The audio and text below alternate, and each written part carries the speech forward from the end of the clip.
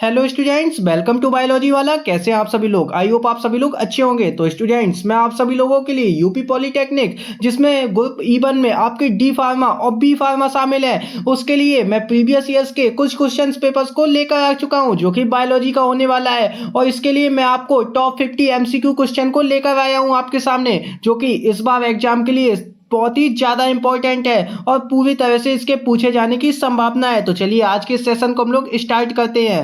देखते हैं पहला क्वेश्चन। इसमें आपके पार्ट 2 में बायोलॉजी आएगी, जो कि आपके 50 क्वेश्चंस पूछे जाएंगे आपसे। ठीक है, चलिए पहला क्वेश्चन हम लोग देखते हैं कि क्या है। क्वेश्चन नंबर 51 में आपको दिया है, प्रोकैरियोटिक कोशिकाओं के पास क्या होता है। प्रोकैरियोटिक कोशिकाओं के पास क्या होता है? 70S राइबोसोम्स, प्रत्येक में एक 50S और 30S सब यूनिट होते हैं।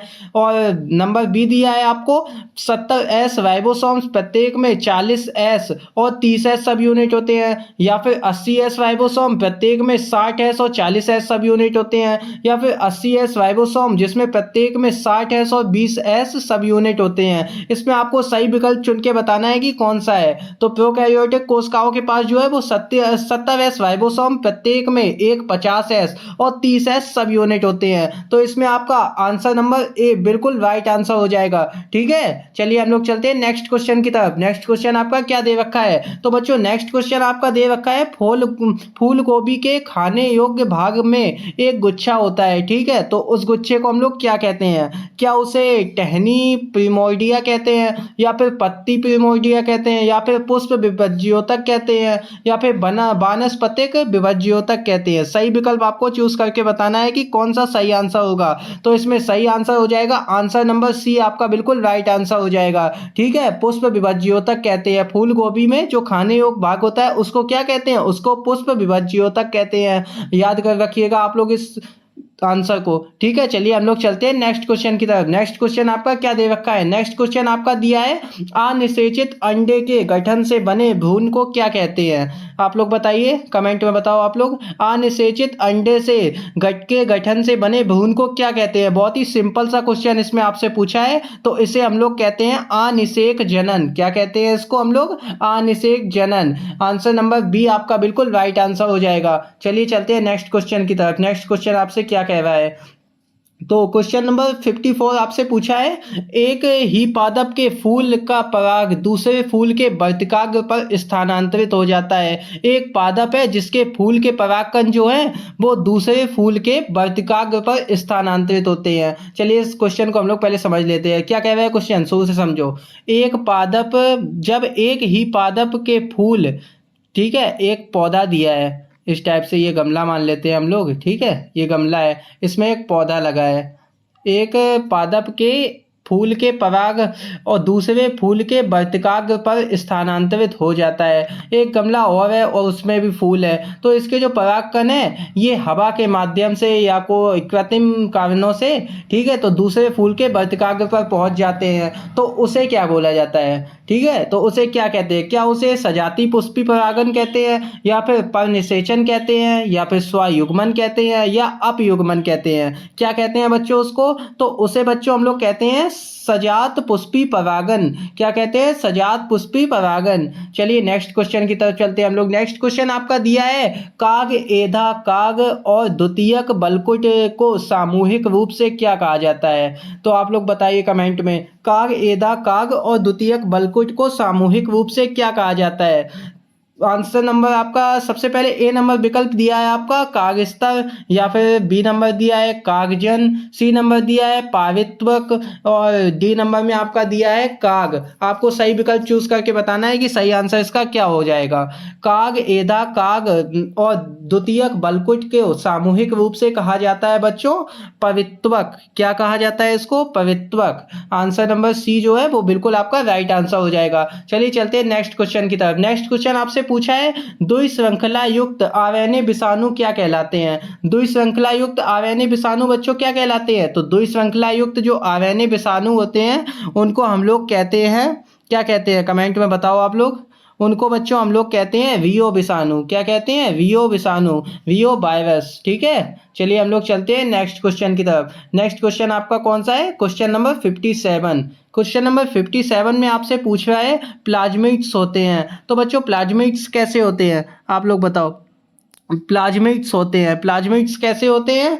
क्या वो विषाणु होते हैं या एक प्रकार के साइनोबैक्टीरिया होते हैं या फिर जीवाणुओं के जेनेटिक तत्व होते हैं या फिर बाह्य गुणसूत्रीय जेनेटिक तत्व होते हैं। तो प्लाज्मिड जो बच्चों होते हैं वो बाह्य गुणसूत्रीय जेनेटिक तत्व होते हैं। ठीक है, आंसर नंबर डी आपका इसमें बिल्कुल राइट आंसर हो जाएगा।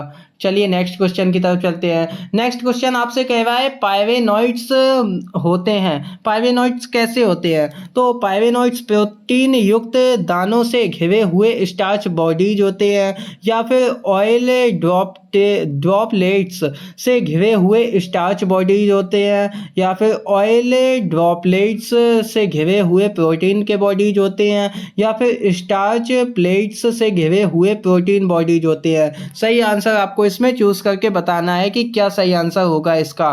तो इसका सही आंसर हो जाएगा आंसर नंबर डी। क्या सही आंसर हो जाएगा? विकल्प नंबर डी। चलिए विकल्प नंबर डी आपका इसमें बिल्कुल राइट आंसर हो जाएगा। पाइरेनॉइड्स जो होते हैं वो क्या होते हैं? स्टार्च प्लेट्स से घिरे हुए प्रोटीन बॉडीज।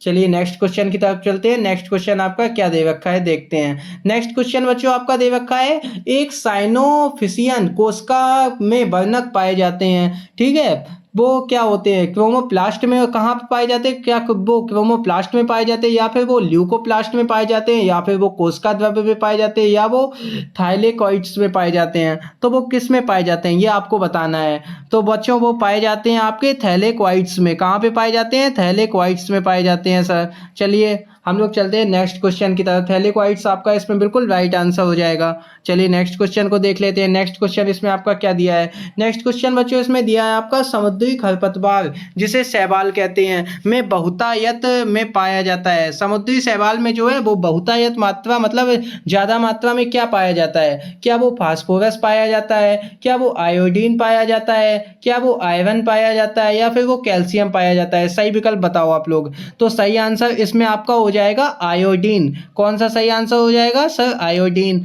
समुद्री खरपतवार शैवाल में बहुतायत क्या पाया जाता है? आयोडीन पाया जाता है। और बच्चों इसको ये भी याद रखना, अंतरिक्ष यात्री जो शैवालों का प्रयोग करते हैं ना वो भोजन के रूप में भी करते हैं। ठीक है, अंतरिक्ष में जब जैसे ये लोग जाते हैं ना, स्पेस मिशन पे कोई जाते हैं तो ये लोग अपने साथ बहुत सारे खाने योग्य जो शैवाल होते हैं ना तो उन्हें ले जाते हैं, तो ये उनको खाते हैं फिर।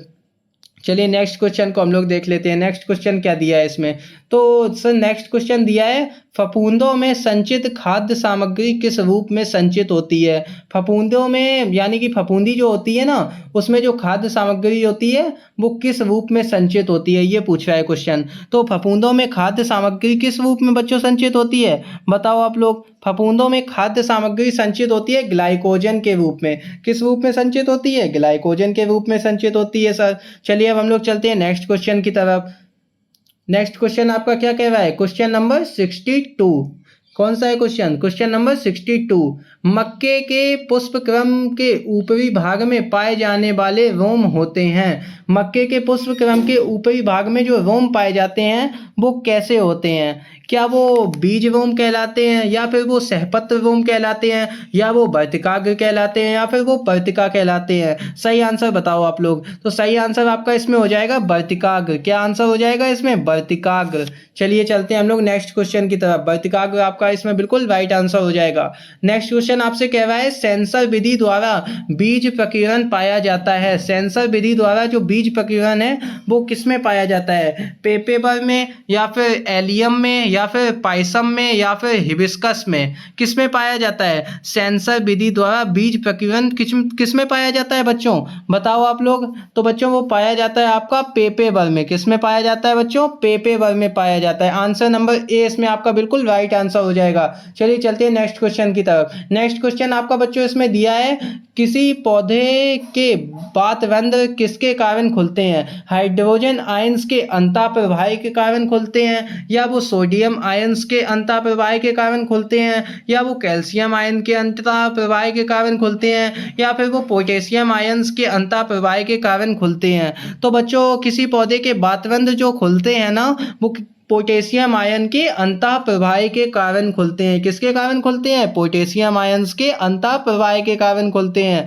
चलिए चलते हैं हम लोग नेक्स्ट क्वेश्चन की तरफ। नेक्स्ट क्वेश्चन बच्चों आपका इसमें दे रहा है, एसिटिल्को एंजाइम ए के एक अणु को पूर्व ऑक्सीकरण से बनते हैं। तो पूर्व ऑक्सीकरण से क्या बनता है? एसिटिल्को एंजाइम ए के, जो कि एक अणु है, के पूर्व ऑक्सीकरण से क्या बनता है? ये आपका इसमें क्वेश्चन में पूछा गया है। तो बच्चों इससे आपका बनता है 12 एटीपी के अणु बनते हैं। क्या बनता है? 12 एटीपी के अणु प्राप्त होते हैं हम लोगों को। ठीक है, ए नंबर बिल्कुल आपका राइट आंसर हो जाएगा। चलिए चलते हैं हम लोग नेक्स्ट क्वेश्चन की तरफ। नेक्स्ट क्वेश्चन बच्चों इसमें क्या दे रखा है? तो सर नेक्स्ट क्वेश्चन हमें दे रखा है क्वेश्चन नंबर 66 पे आ गए हम लोग बच्चों। ठीक है, क्वेश्चन नंबर 66 आपका दिया हुआ है, यांत्रिक ऊतक अपर्याप्त विकसित होते हैं। यांत्रिक ऊतक जो है वो अपर्याप्त किस में विकसित होते हैं, ये आपको बताना है आंसर में।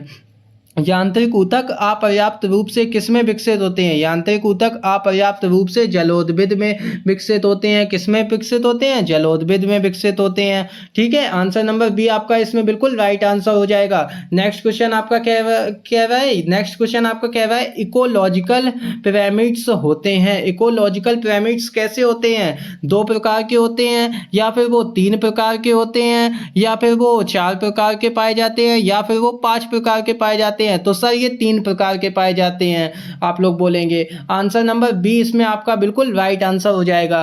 ठीक है, 67 का कौन सा सही है? 67 का बी सही है। चलिए अब हम लोग चलते हैं नेक्स्ट क्वेश्चन की तरफ। आंसर नंबर 68 पे हम लोग पहुंच गए। क्वेश्चन नंबर 68 पे इसमें क्या पूछ रहा है? डीएनए से एमआरएनए तक सूचना का स्थानांतरण क्या कहलाता है? डीएनए से जो है वो एमआरएनए तक सूचना का जो स्थानांतरण होता है वो क्या कहलाता है? तो बच्चों इसमें आपका सही आंसर पूछा गया है। तो विकल्प नंबर ए आपका दिया है ट्रांसक्रिप्शन कहते हैं, बी में दिया है ट्रांसलेशन कहते हैं, सी बोल रहा है ट्रांसडक्शन कहते हैं, या फिर माइग्रेशन कहते हैं। आप सही विकल्प आप लोगों को बताना है कि क्या होगा।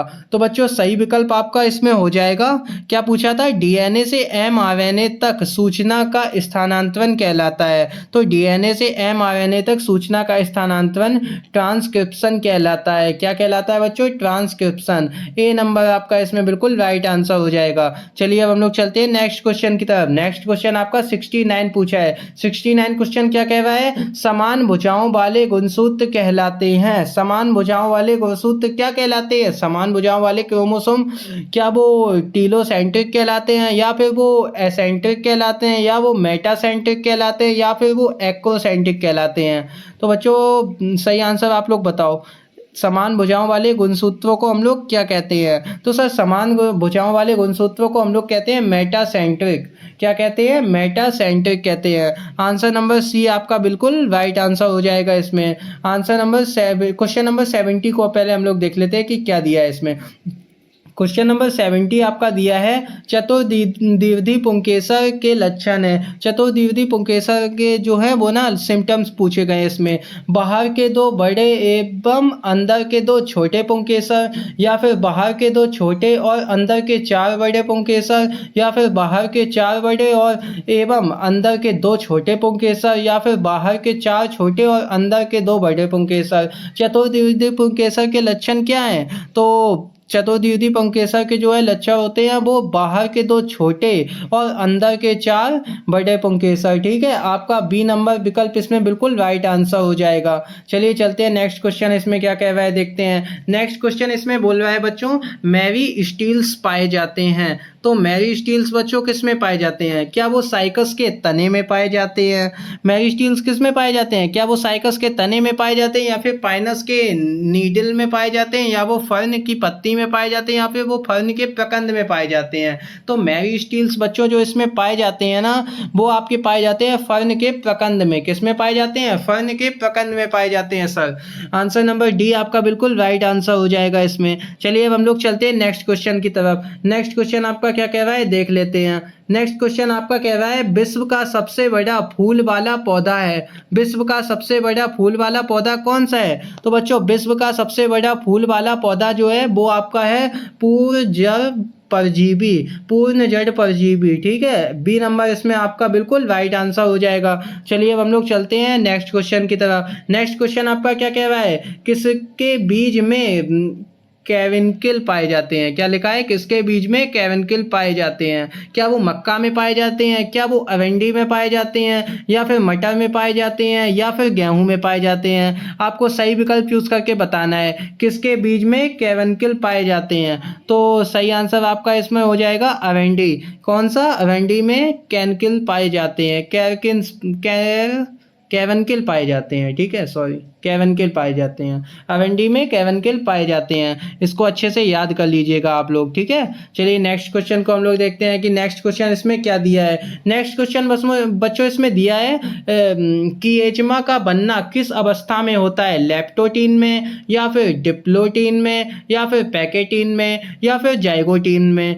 कि एजमा का बनना सर होता है हमारा डिप्लोटीन में, आप लोग बोलेंगे। ठीक है, आंसर नंबर बी आपका इसमें जो है विकल्प नंबर बी बिल्कुल आपका राइट आंसर हो जाएगा कि एजमा का बनना किस अवस्था में होता है? डिप्लोटीन में होता है। चलिए अब हम लोग चलते हैं नेक्स्ट क्वेश्चन की तरफ। नेक्स्ट क्वेश्चन आपका बच्चों क्या दे रखा है? कोशिका में सबसे अधिक मात्रा में पाया जाने वाला आरएनए है। तो कोशिका में सबसे अधिक मात्रा में जो आरएनए पाया जाता है वो आपका आरएनए पाया जाता है। ठीक है, आरएनए इसमें बिल्कुल आपका राइट आंसर हो जाएगा। सॉरी बच्चों, आरएनए इसमें आपका बिल्कुल राइट आंसर हो जाएगा। चलिए अब हम लोग चलते हैं नेक्स्ट क्वेश्चन की तरफ। नेक्स्ट क्वेश्चन आपका क्या कह रहा है? क्वेश्चन नंबर 76 कह रहा है इसमें आपसे, प्रोटोस्टोम जीवों में क्या होता है? मुख्य प्राथमिक भ्रूणीय क्षेत्र से बनता है, या फिर वो आपका ब्लास्टोपोर से गुदा बनता है, या फिर ब्लास्टोसील में गुदा बनता है, या फिर मुख्य द्वितीय क्षेत्र से बनता है? तो प्रोटोस्टोम जीवों में जो होता है वो आपका होता है मुख्य प्राथमिक भ्रूणीय छिद्र से बनता है। ठीक है, आंसर नंबर ए आपका बिल्कुल राइट आंसर हो जाएगा इसमें। चलिए अब हम लोग चलते हैं नेक्स्ट क्वेश्चन की तरफ। नेक्स्ट क्वेश्चन आपका क्या दे रखा है देखते हैं हम लोग। तो नेक्स्ट क्वेश्चन बच्चों हम लोग किस में पहुंच गए? नेक्स्ट क्वेश्चन है आपका 77। इसमें आपका पूछा है एस्कॉन प्रकार के नहर प्रणाली में, एस्कॉन प्रकार की नहर प्रणाली में क्या होता है? एस्कॉन प्रकार की नहर प्रणाली में जल ऑस्टिया के द्वारा अंदर जाकर स्पंजोसील से होकर ऑस्कुलम से बाहर निकलता है, या फिर जल प्रोसोफाइल से जाकर एपोपाइल से बाहर निकलता है, या फिर जल ऑस्कुलम से अंदर जाकर स्पंजोसील से होकर ऑस्टिया से बाहर निकलता है, या फिर जल के अंदर जाने तथा निकलने का रास्ता निर्धारित नहीं होता है। तो एस्कॉन प्रकार के नहर प्रणाली में जो है वो ना आपका जल ऑस्टिया के द्वारा अंदर जाकर स्पंजोसील से होकर ऑस्कुलम से बाहर निकलता है। आंसर नंबर ए जो है वो आपका बिल्कुल इसमें राइट आंसर हो जाएगा। चलिए अब हम लोग नेक्स्ट क्वेश्चन को देख लेते हैं। नेक्स्ट क्वेश्चन क्या दिया है आपका? नेक्स्ट क्वेश्चन इसमें बच्चों आपका दिया है शरीर गुहा, जिसे देह गुहा भी कहते हैं, में सीलोम होती है। शरीर गुहा में सीलोम कैसी होती है? क्या वो एंडोडर्म एवं शरीर भित्ति के बीच के भाग होती है, या फिर वो मीजोडर्म तथा एक्टोडर्म के बीच का भाग होती है, या फिर वो एंडोडर्म और मीजोडर्म के बीच का भाग होती है, या वो आतीय कैनाल तथा शरीर भित्ति के बीच का भाग होती है? तो आपको राइट आंसर बताना है कि क्या हो जाएगा। तो बच्चों आपका इसमें राइट आंसर हो जाएगा आंसर नंबर डी, आतीय कैनाल तथा शरीर की भित्ति के बीच का भाग होती है। देह गुहा में सीलोम होती है, आतीय कैनाल तथा शरीर भित्ति के बीच का भाग।